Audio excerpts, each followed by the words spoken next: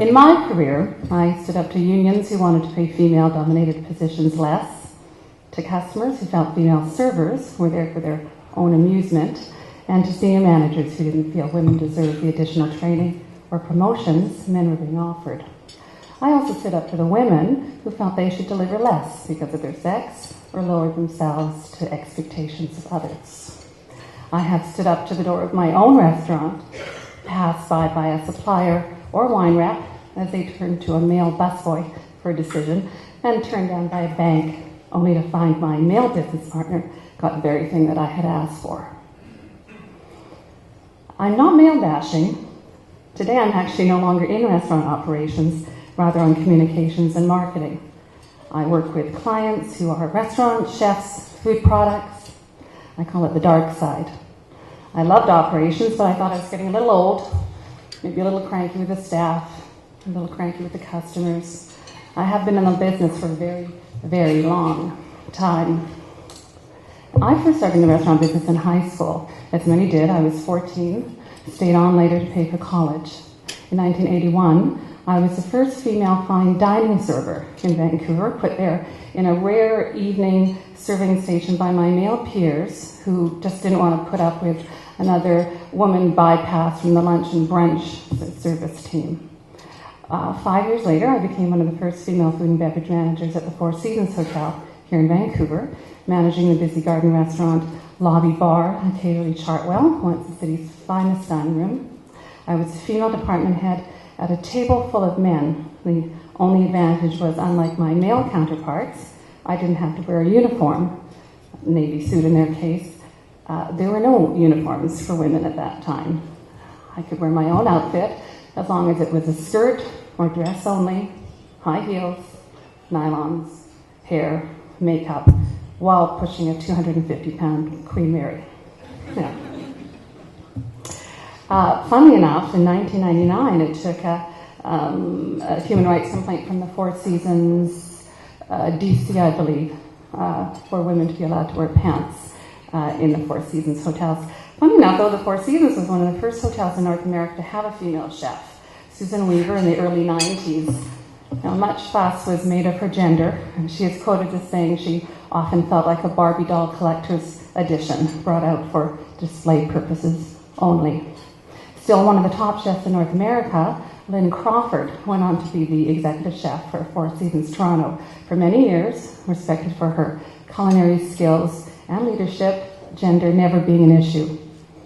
Though all these years later, out of over 70 hotels, Lynn was and still is the only female chef with the company. It wasn't like that everywhere. Here in Vancouver, there were some amazing women, groundbreaking chefs, never mind their gender. In fact, it was female chefs and restaurateurs in Vancouver, one sitting right here, that started the restaurant local food movement in Canada. Janice Lotskar, owner of the Rain Tree, North 49, Starfish and Oyster Bar, led with chefs Rebecca Dawson, Karen Barnaby to my right. That Karen served local cheese was unheard of at the time. Rebecca had salad greens grown for her by local farmers, and her menus, for the first time ever, named the source of every principal ingredient. That was in 1989. Janice, who along with Herb Barbalet established Farm Folk City Folk in 1993, was a pioneer, not only opening some of the most groundbreaking restaurants in Vancouver, but Canada's first restaurant with an exclusively local BC wine list, Victoria's Hardison Cafe. Now, years later, however, in a retrospective by Vancouver magazine on the greatest influences in the local restaurant industry and of our palates over the past 25 years, not one of these women were mentioned. Gabrielle Hamilton of New York Prune Restaurant says, "I've never understood the gender story. There's no difference in what we do. It's not like sports, where I get it. Men have more muscles, they hit a ball further. Yet," she says, "working in the kitchen can grind you into powder." While in Vancouver recently, she told me the difference when she had her own kitchen was palatable in its civility. Where other older female chefs can still speak about sexism once in the kitchen, younger chefs like Melissa Craig, executive chef of the Barefoot Bistro, says sexism in the kitchen is a non-issue. Quoted in the Globe and Mail as saying, "It's totally overblown, and she hasn't experienced overt sexism for over a decade." Today, women chefs make up a much higher percentage of the kitchen than ever. They are half the class at culinary schools. Many fine dining rooms now, such as the now defunct Lumiere, had at one time an entirely female brigade, and Vidges still does. In Vancouver, we have a number of female executive chefs, a little quietly, I might add, and though female chefs continue to represent far less positions in the head of restaurants and hotel kitchens. On that note, it's my pleasure to be able to introduce you to three of Vancouver's top female chefs. I'll start first introducing you to Dana Reinhardt. Dana and I met when she was the executive chef at Crew Restaurant. She was the co-owner, a culinary gem if you haven't been there on Vancouver's west side. She's now a development chef and runs her own hospitality consulting company, Soul Kitchen. She's the executive chef for Winsett Farms and appears on Global TV's Weekend Morning News, first Saturday of every month, cooking and speaking about fresh foods. And just in case she isn't busy enough, Dana is chair and chief chef wrangler of Feast of Fields this year, BC's largest food event, supporting farm-to-table programs and farm folk, city folk. And I'll just bring Dana up. Dana. Thank you. Hello, everyone. I'm excited to speak to you today. I want to share with you how my love of food has connected me to all the important relationships in my life. As a chef, food provides me with my livelihood. And yet, ever since I was a little girl, food has played a very major role in all of my most valued relationships. Throughout history, food has long played a central role in most of life's significant events. What would Christmas be without the turkey?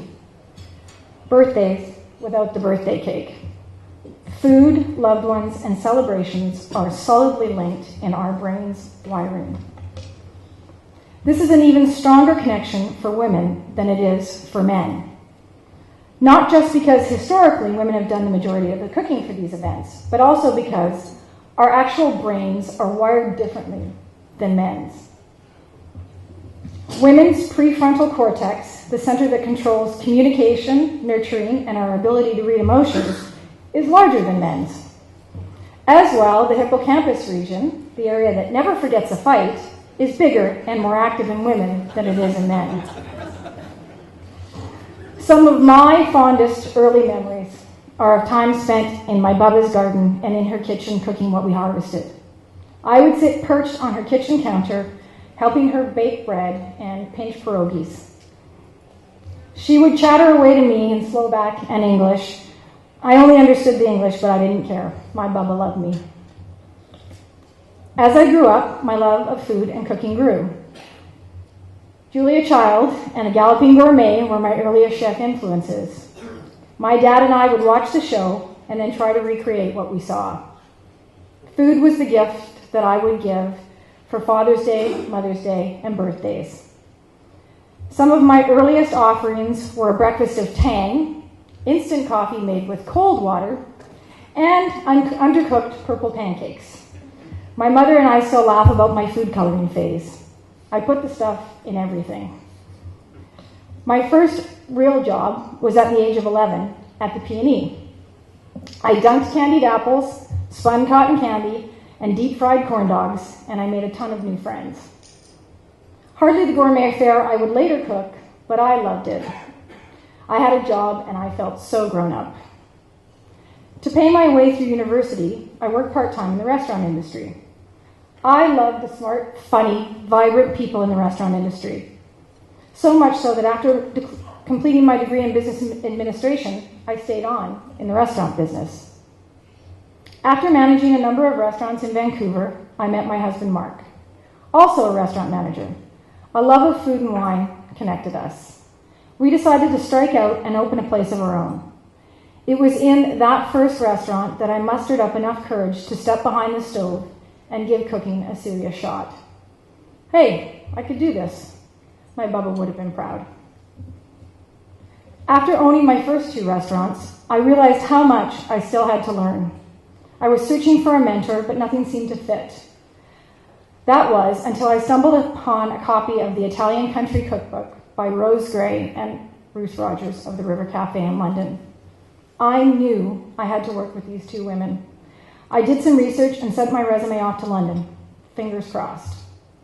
To my surprise, they got back to me within a week and an invitation to come to work. I booked my ticket the next day. What an experience the River Cafe was. The restaurant was all about relationships and connections and food. Ruth Rogers learned to cook Italian food from her mother-in-law. She and Rose started out cooking for her husband, Richard Rogers, and his partners in his architecture firm. They became so wildly popular for their fresh, authentic Italian cooking that they opened the River Cafe. Working at the cafe was all about connection to seasonal food. The menu was written every day based on what was freshest and in season, at a roundtable discussion between Rose, Ruth, and a number of the kitchen staff. They allowed me to sit in on these meetings in my time there to really understand how the food was created. The kitchen was the most egalitarian I have ever been in. Everyone did everything and learned every station, pastry included. Rose and Ruth cultivated and maintained relationships with all of the farmers that supplied the restaurant, long before it was fashionable to do so. It was completely different than any kitchen I have experienced then or since. These women were the mentors that I had been looking for. Coming back to Vancouver to open Crew, Mark and I worked very hard to achieve financial and critical success. We also came to the realization that we were better business partners than relationship partners, and we ended our marriage, but continued on in business together. It was at Crew, a few years later, that my new partner walked through the door. Stuart was a single dad with a 9-year-old girl and an 11-year-old boy, and he couldn't cook at all. It was at one of my first outings with his kids that Annika cheerfully informed me of the broccoli smoothie Stuart had made for them. Yikes, this family needed me. I have since sold my shares in my restaurant and have been running my own hospitality consulting company, Soul Kitchen, to spend more time with my family. I have become deeply involved in issues surrounding our food supply, our family farms, and food security. I also work with Slow Food International and Farm Folk, City Folk. Now, years later, it is my stepdaughter who sits perched on our kitchen counter while we make pizza dough and pinch pierogies.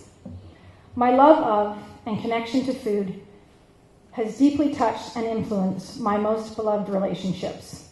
Whether it was finding a mentor, cooking from the TV with my dad, or feeding my new family, my relationships and food have come full circle. Thank you. Karen Barnaby has been the executive chef at the Fish House in Stanley Park since 1994. She is creative, funny, pragmatic, loves dogs as much as I do, and is a superb chef. Before joining the Rain Tree restaurant and later as their executive chef of their entire restaurant group, Karen was executive chef of the David Wood Food Shops in Toronto. Welcome, Karen. Thank you. This was very tough for me. I had a very difficult time coming up with something to speak about today. I'm more comfortable speaking in the same way I cook, sort of just off the cuff and just with whatever's around or what comes to mind. And also putting into a 6-minute and 40-second slideshow format was also really hard. But what's interesting was having to actually think about things and distill something down into what was meaningful to me. And it's true that I'm a woman in the industry, but I've never felt comfortable talking about it in the way that a lot of people expect a woman in the industry to talk about it. When it made good copy, which was, when was that? Early 90s, I guess? Mid-90s. Journalists would try to get me to say that, yes, there was a big difference and that there was a glass ceiling and so on, but it always made me uneasy because I never found that to be true. It never happened to me. What we do in life, for you and for me and for everybody, all comes down to making choices. So all the people you see on this screen, these are the people who were my teachers. They were my heroes. And they were the ones that paved the path that I chose to walk on. Before them, my mother, grandmothers, and relatives were my guides. They taught me how to cook because that's what you taught a girl to do. You learned how to cook, you learned how to sew, and you learned how to knit, and sometimes how to clean. I found cooking to be the most fascinating, though, because you could take this and that and some other stuff and mix it together and apply heat in some fashion, and then you got to eat it, and that was always great. My aunts and uncles and the rest of my extended family, it was always a treat to go and visit them because there was always something different. They had feta cheese, they had black olives, barley and mushroom casseroles, and mile-high Hungarian layer cakes. It was just great. It was always satisfying to be around them, and that kept me always curious to find out what was going to happen next. My father's mother was a forager. She grew up in a small island in Quebec in the Ottawa River called Allumette Island, and it was a way of life. So wild garlic, asparagus, strawberries, cattails, and milkweed were always normal things on our menu in the summertime. I remember these cookbooks over and over again. I had great triumphs and really great failures from using the joy of cooking. The Betty Crocker Boys and Girls Cookbook was always near to me. It was my constant companion. I read Canadian Living for the recipes. I remember watching an Italian chef on TV making osso buco and just thinking, I'll never be able to attain that. What he's doing is so amazing, the way he's tying the string on the veal and all the processes, and I thought I could never achieve it. And though we have something in common, a lot of people smirk at him now, but Graham Kerr has always held a place in my heart. It's so funny, because he was the one that piqued my interest in cooking to an even higher level. He was highbrow and he was lowbrow at the same time, and his approach to food was joyous and truly sensual. I had never seen anything like it up until seeing Graham Kerr. He loved what he did so much that sometimes it would just render him speechless. It was just an expression on his face. One week he'd make a taco casserole using Fritos and ground beef, and the next week he'd be cooking a dish of pigeon in a sour cherry sauce with the liver of the pigeon put into the sauce. I couldn't believe it. And on one show, he demonstrated proper chopping techniques. And that day, I started practicing on carrots. And 3 years and many carrots and many pieces of celery later, I was pretty good at it and well prepared for my first restaurant job. So I was still thinking about this. I was still searching for something relevant to bring here, and I started thinking about that first restaurant job. I was hired as a baker, and I baked many cheesecakes, carrot cakes, and quiches. It was a small cafe I worked in, one of the first trendy places in Ottawa that had sprung up in the late 1970s. Like Mildred Pierce, I felt that that's what I had been born to do. I didn't find this profession, it had found me. The two owners, the chef and the manager, were Japanese, and the chef rarely spoke. I watched him like a hawk because he was a master with knives and techniques. And it was there that I had a revelation. What I was doing was so special that it made me glow. And I don't mean special because I got praise for it, or fans, or money. I was creating dishes that were eaten by other people, and what I created became a part of them. Who else can say that but us in this profession? No one. There's no other job that does that. I was touching everybody with what I created. I was touching them with my being, and how incredibly special that was. This also ventures off down other paths too, of course, finding the right producers to assist us in working with that magic, and the right people to work with is a big part of it. All these people who were my mentors, they understood that. They could feed others history, culture, terroir, and love. They had strong beliefs and used food as their message. Michio Kushi, the father of modern macrobiotics, Giuliano Bugiali and Marcella Hazan, who created a record of Italian cooking, traditional Italian cooking, Paula Wolfert, who captured the unsung cooking traditions around the Mediterranean, Francis Morlape, who wrote Diet for a Small Planet, Emma K. Fisher, who described what I was feeling more eloquently than I ever could hope to, Robert Farrar Capon, who wrote The Supper of the Lamb and brought grace and spirituality into cooking, paves the way for how I think about food today. As I was learning from all of these people, I was a great stickler for traditional techniques and flavors. I wanted to know and knew what a real salsa should be like, how a bolognese should be simmered, and what grains and beans had the amino acid profile that when put together became a complete protein. I wouldn't mix cultures on the same plate. Everything had to be done properly, and I'm glad I was so unrelenting about it, because it gave me the ability to truly appreciate tradition and culture and where we all come from. Our receival was offered in the spirit in which it was given. And what my mentors did, these people, had nothing to do with marketing strategy or selling pots and pans. And at one point, we as chefs became a product to sell, and because of that, we lost a little bit of our humanity. This gift that we've been given is precious, and it's a gift to make a lot of. Sorry, I get. Stop the slides.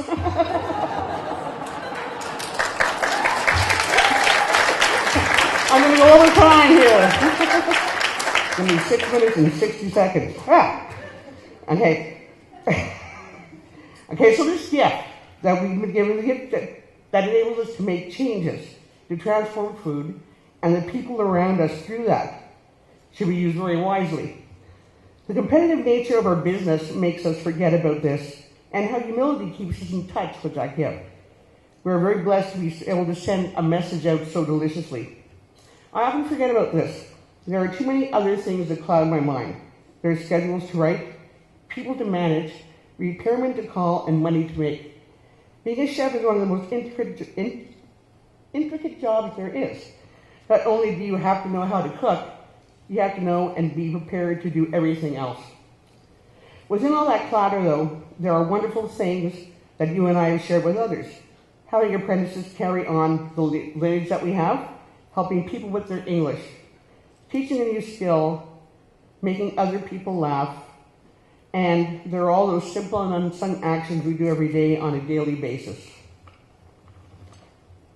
Should use cards like you. You never know the influence you have on other people, and this is part of the legacy that you and I leave. So if you and I are not going to create the change through food, how else can we create it?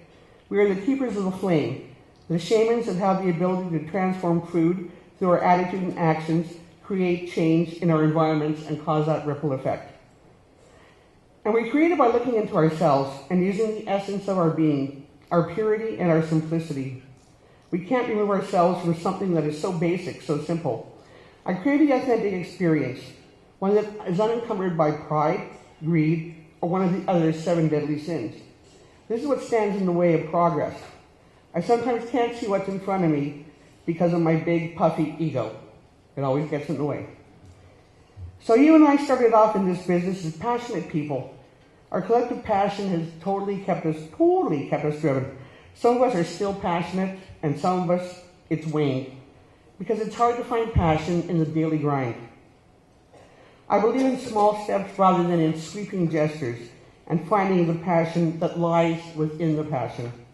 In this way, we carry on the tradition of those who are our teachers, and by being teachers, we are always students. Thank you. Alessandra Quaglia is the executive chef of Provence Mediterranean Grill, and along with her husband, co-owns that and Provence Marina Side. She also worked at the groundbreaking Raintree as an entremetier, and together, same time? How long ago was that? 18, 20 years ago? I got old and she stayed young. Oh, it's just not fair when that happens. Alessandra has some of the country's top restaurant names in her belt notch, working with Fenton's and Windsor Arms while at George Brown, moving to Europe for a series of stagiaires, and ultimately a job cooking in Nice. She and Jean-Francis opened Provence Mediterranean Grill in 1997 and Provence Marina Side in 2002. Welcome, Alessandra Quaglia.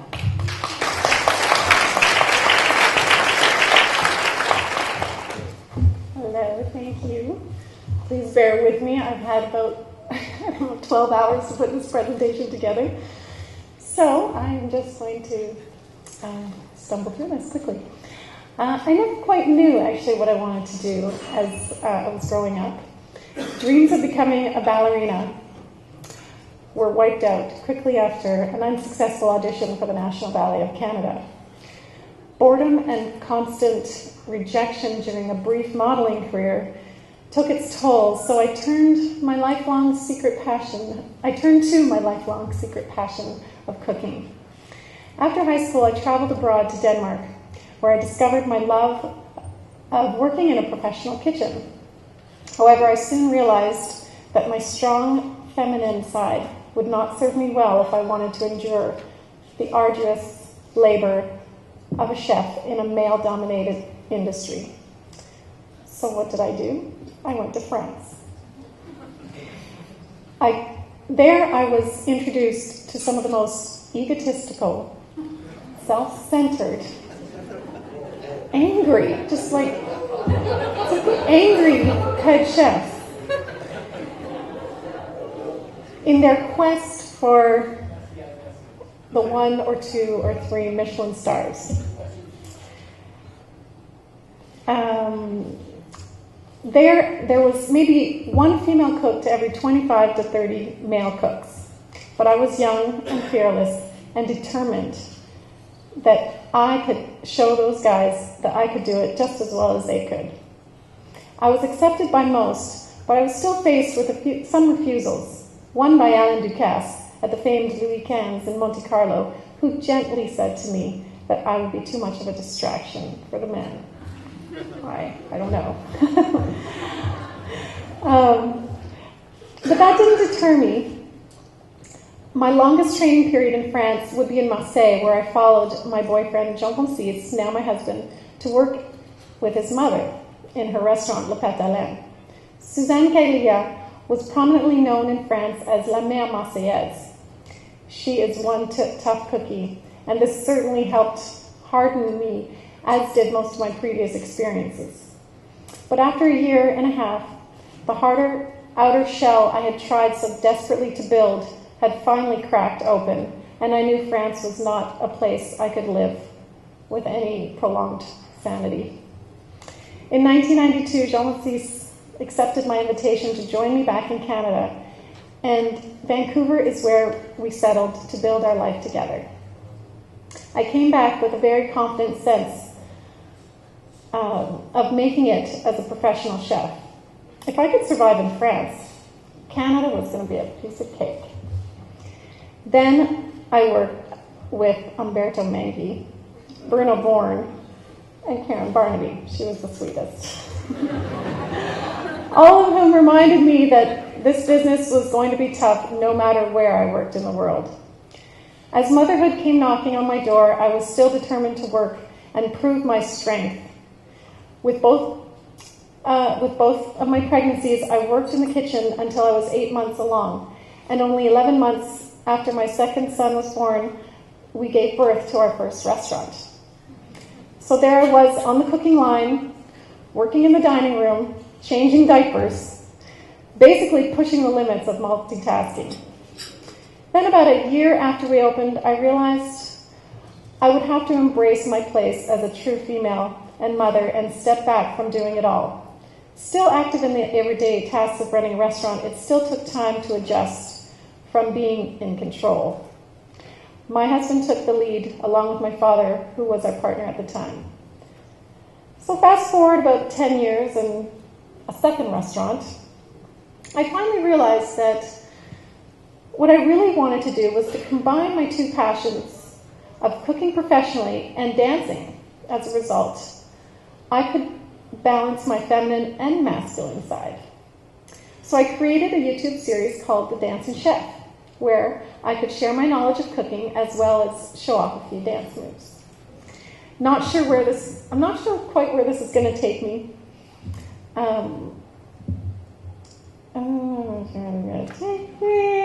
Where have I lost my place? Somewhere interesting. Okay, let's just try again. So I created, share my knowledge for creating. Not sure, but even though the challenges of running 2 restaurants, raising my 2 boys, dancing several times a week had put me back to the relentless realm of multitasking, I definitely feel I'm doing what I love to do. In closing, I'd like to encourage all the young women coming into the industry to work hard, stay focused, but most of all, stay true to yourself. And once in a while, it's not so bad to shed a tear. Right, Tina?